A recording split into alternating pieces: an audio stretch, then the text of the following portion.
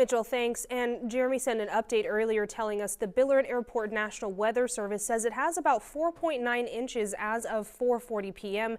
and it is still snowing. Now, your safest bet on a day like today is to cozy up inside and avoid the roads. If you have to trek out this evening, though, the Kansas Department of Transportation is urging drivers to use caution. 13's Michaela Kelly spoke to their maintenance superintendent and is live outside for us right now with some tips.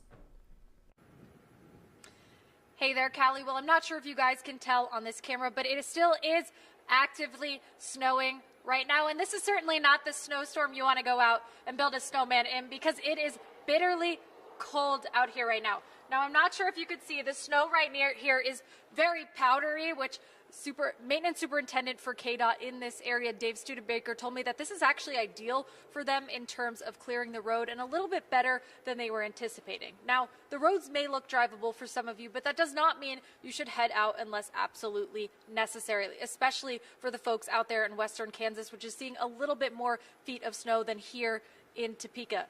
Dave Studebaker also told me that the concern with this specific storm is the extremely low temperatures. Right now it's about 6 degrees, and we know as the night continues that is just going to keep dropping, meaning that if your car were to get stuck, it could put you in an extremely dangerous situation. So again, if you are going to head out there tonight, make sure you have a charged phone and an emergency kit.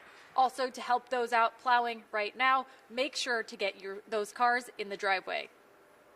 Less vehicles we have in our, I won't say in our way, but hindering our progress. It just slows down stuff. Broken down vehicles on the shoulder are probably one of the biggest hindrance we have, because it really limits what we can do, and we got to worry. We don't want to damage anybody else's property by any means whatsoever, but we still have to work around it. We still have to get this stuff off the road so that everybody else can get where they're going.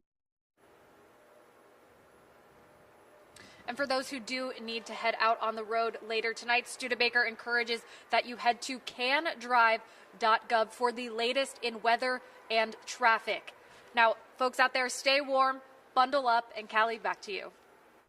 All right, Michaela, thanks. And of course, we here at WIBW are working around the clock to keep